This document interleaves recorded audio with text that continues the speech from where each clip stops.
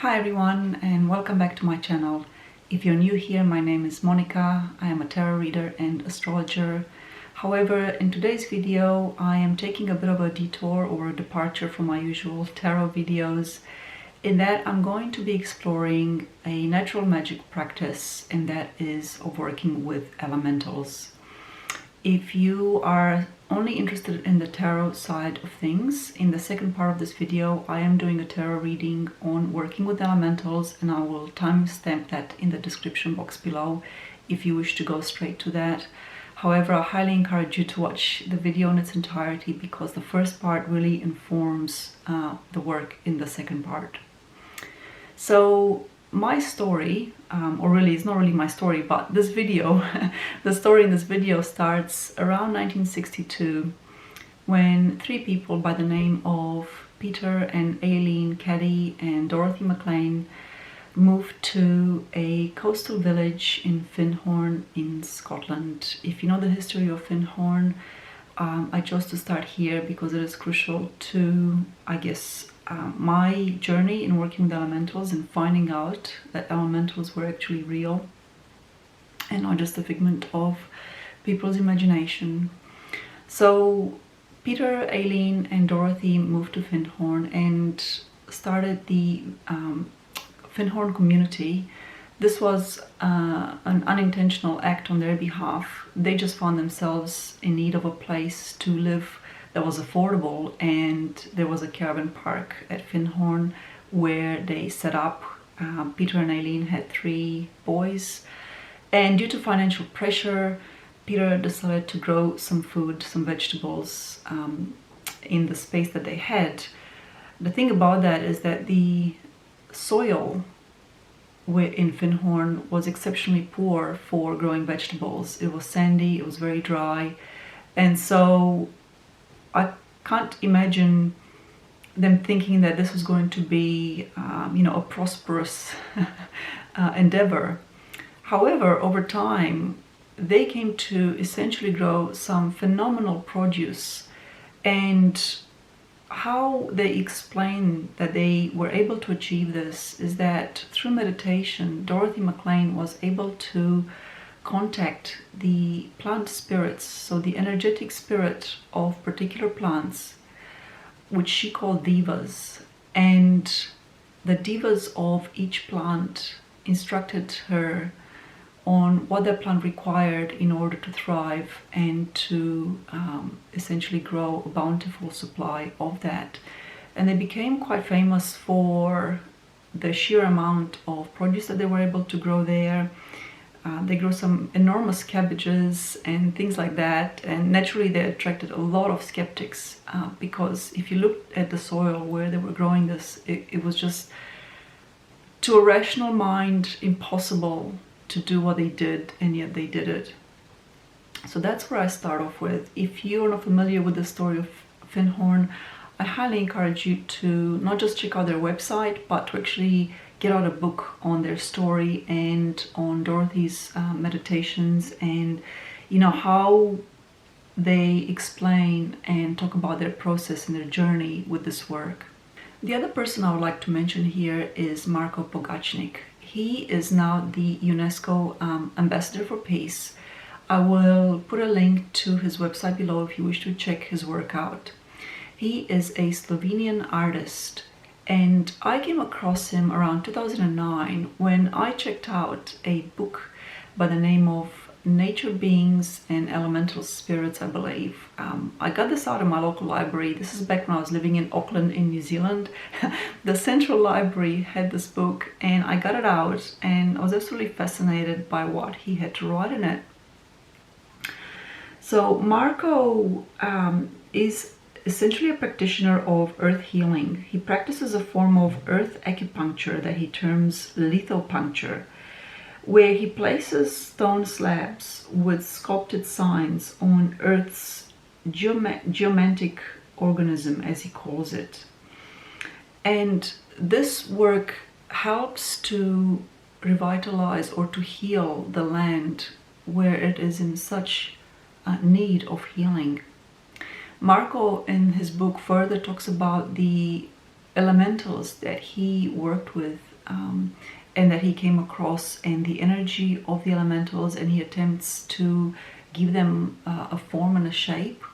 So my work, or my awareness I should say, of elementals came through me reading about Findhorn and what they did there, and also reading about Marko Pogacnik and the work that he did with earth acupuncture and in working with the spirits or the elementals of the land. The final person in this trio is a lady by the name of Nancy B. Watson, who wrote a book called Practical Solitary Magic. And this is where I really realized that working with elementals was a fundamental core part of my witchcraft practice or my natural magic practice. Nancy writes about the 4 types of elementals. So, and she also talks about what elementals are, or rather her understanding of elementals, because it is a very tricky subject, and I think that we're just sort of at the beginning of trying to figure out or understand and work with these energy beings. So Nancy talks about that elementals are the natural beings that animate the 4 elements. And I would like to directly quote from her book here. Some people may have difficulty accepting the traditional concept of elementals as presented here. 1 or 2 psychologically oriented students have asked me if I thought the elementals were nothing more than cordon-off parts of the individual psyche, to which unusual names are assigned, rather than creatures that exist, albeit invisibly, in objective reality. I'm not able to answer this question. I don't know what the true nature of the elemental is. Being psychologically minded myself, I'm open to the idea that elementals are, if not exactly figments, products of the human imagination. I'm also receptive to the idea that elementals exist in objective reality. If they do, I rather expect they represent something akin to aggregates of subatomic particles, and that new physics scientists will eventually identify and rename them. Physicists today are confirming the existence of a lot of phenomena formerly thought to be superstitious nonsense, so this isn't as far-fetched as it may at first sound. It is quite possible that elementals have both an internal and an external reality. I met my own elemental companions several years ago, and there came a time when I knew I was going to have to tell my psychiatrist about them. I had been consulting him for many years, and he was somewhat accustomed, I think, to my interior terrain. Nevertheless, confessing to him that I had 4 invisible elemental companions on board wasn't something I looked forward to. I told my friends to check the local mental wards if they hadn't heard from me in a day or 2. I hesitated a bit at the beginning of the appointment, then confessed. When I'd finished, I told my psychiatrist that I felt terribly foolish. "Why?" he asked. "Because," I said, "here I am, describing things which don't exist. I mean, elementals aren't real like this chair or table are real. They're not external realities." There was a brief pause. Then he said, "They are psychic realities, Nancy." And so we come to my exploration of elementals and my work with the elemental realm. There are 4 elementals, those that are the beings of the air, earth, water, and fire, and they have their own names. So air elementals are sylphs, water elementals are ondines, earth elementals are gnomes, and fire elementals are called salamanders. The book, Practical Solitary Magic, gives you concise and concrete information on working with them. It's an excellent guiding book for taking on the journey to work with the different elementals, why you want to do it, and some of the pitfalls and the warnings of doing so, and some practices to follow in deepening your connection with elementals if this is something you wish to pursue. But I should say, if you work with witchcraft or any form of magic, getting acquainted with and seeking the help of elementals, in my opinion, forms an integral part of your natural magic or witchcraft practice. Not because you can, outsource your work to them. you can't just petition a salamander to, be creative in your place. You do have to do the work yourself, but having their help is immensely helpful in, I guess, bringing about fruition of manifestation of your goals a bit quicker than it otherwise would have. Of course, provided that you are genuine in your endeavor and also in your work with them. So with all this being said, I guess I just wanted to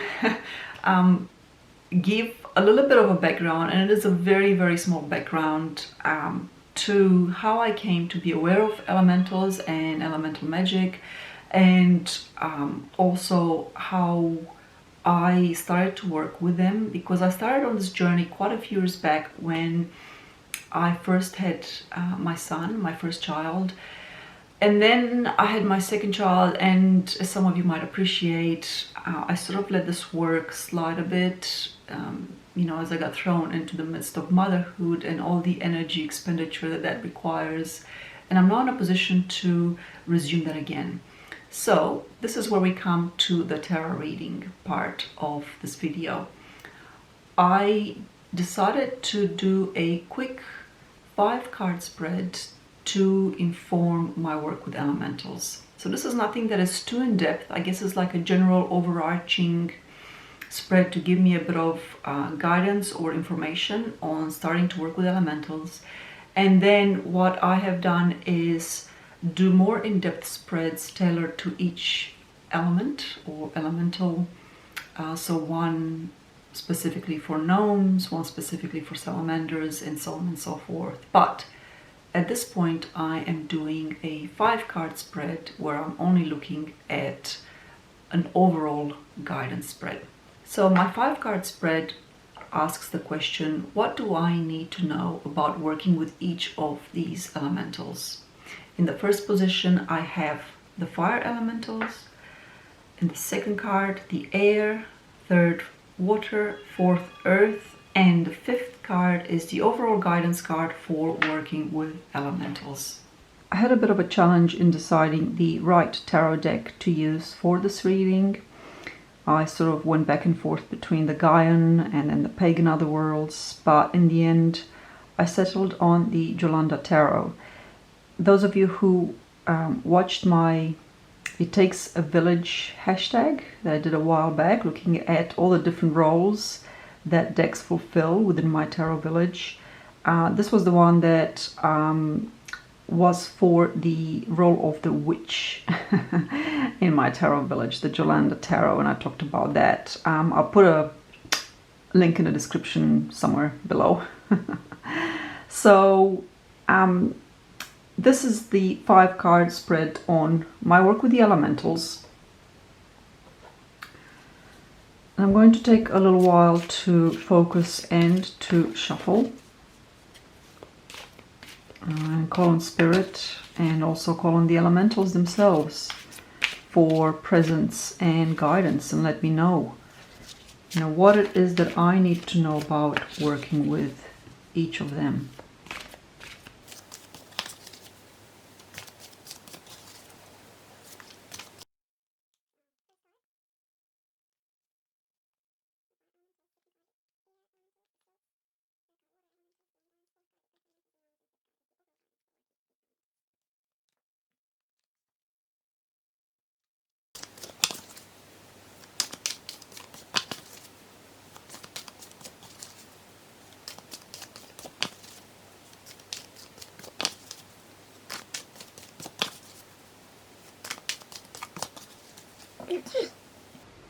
Rightio, let's cut.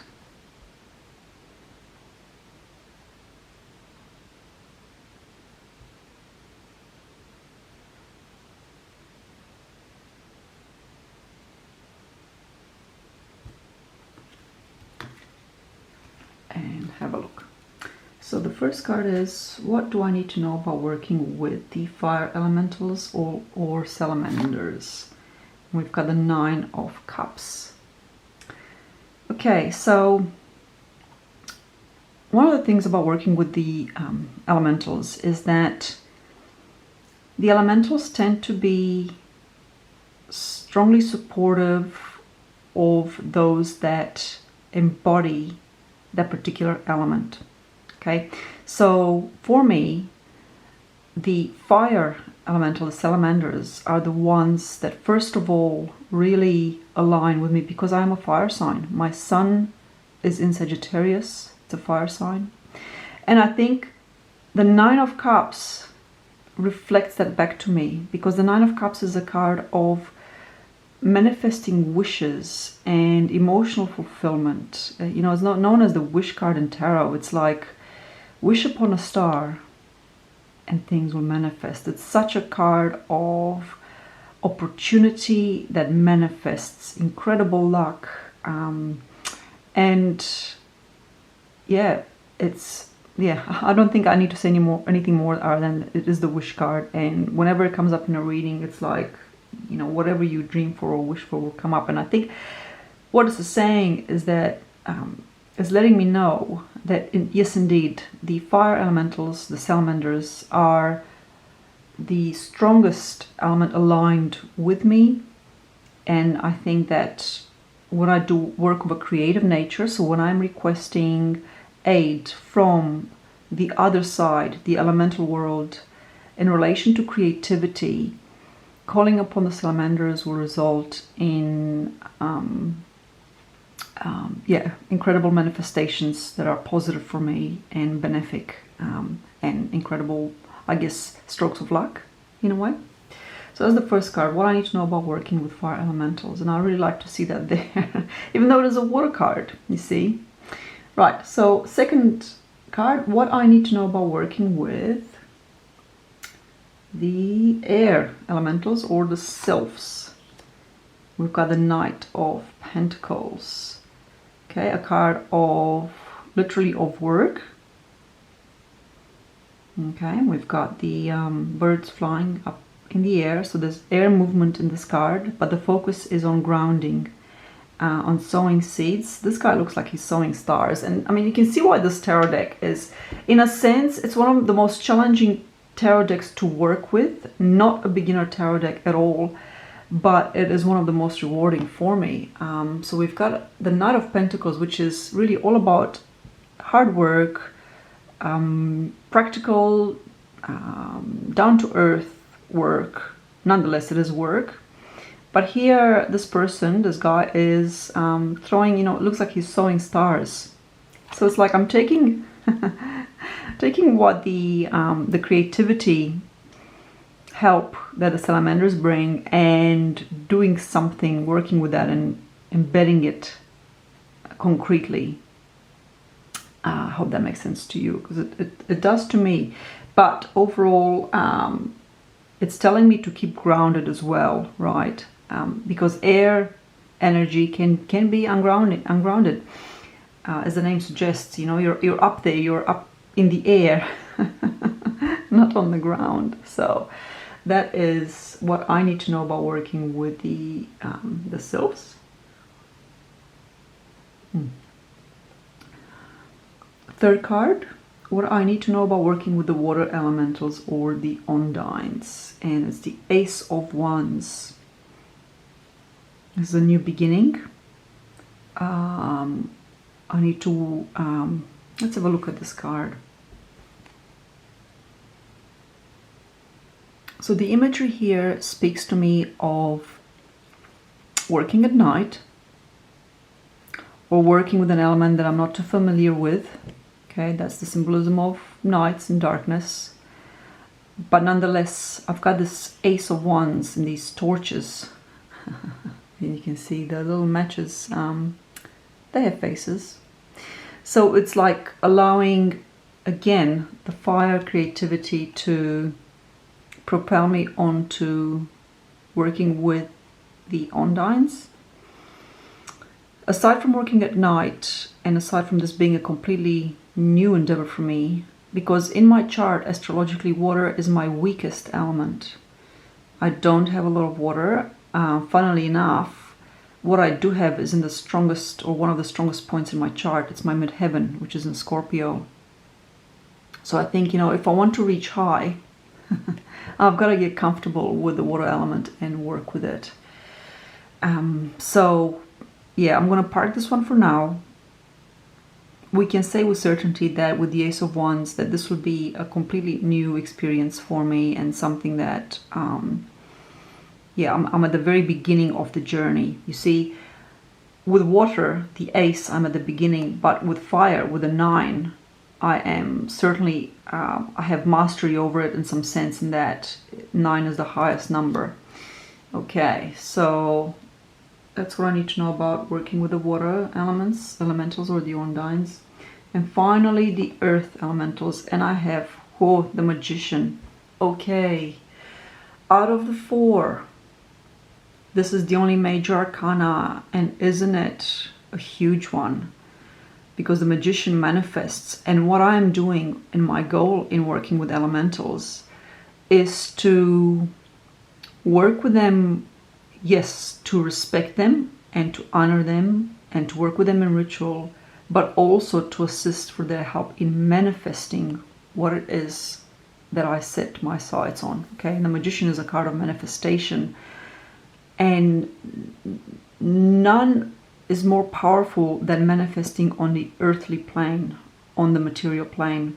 Okay, so that is really beautiful. So the earth elementals are the gnomes, and that's where we talk about money, business, study, learning, and also the physical body, you know, the senses. That's the earth element. And I've got a card of like a major arcana card that is all about manifesting. And I don't know if you can see that, but look at all those pentacles on her skirt. I love this deck. I mean, I don't know what the monkey is doing there.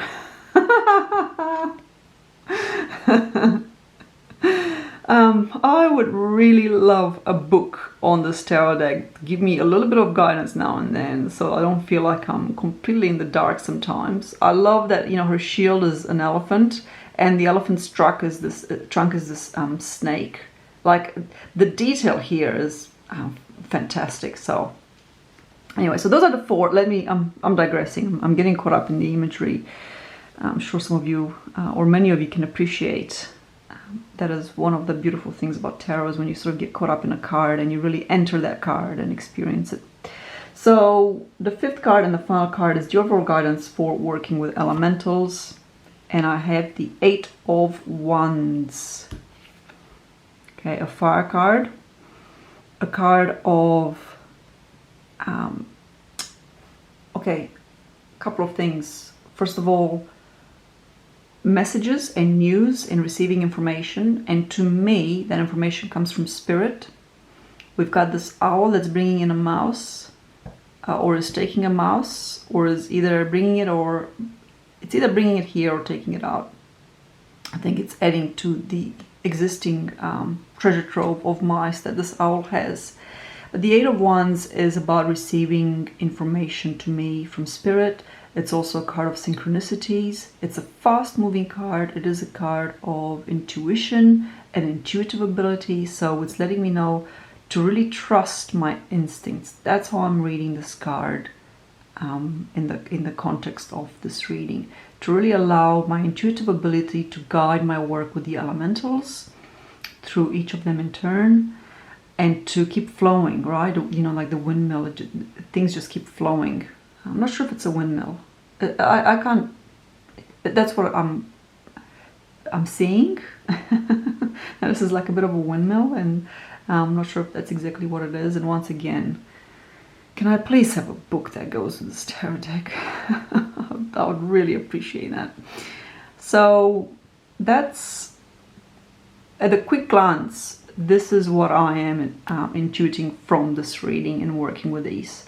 That the fire elementals, the salamanders, will be my strongest allies, but also the manifestation will occur when I work with the gnomes or the earth elementals. And interestingly enough, this other really strong element in my chart is earth.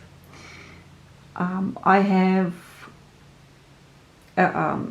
my sun is Sagittarius, but I have my natal Mars, Jupiter, Saturn, and my North Node That's 4 key things in Virgo, and the Virgo is an earth element.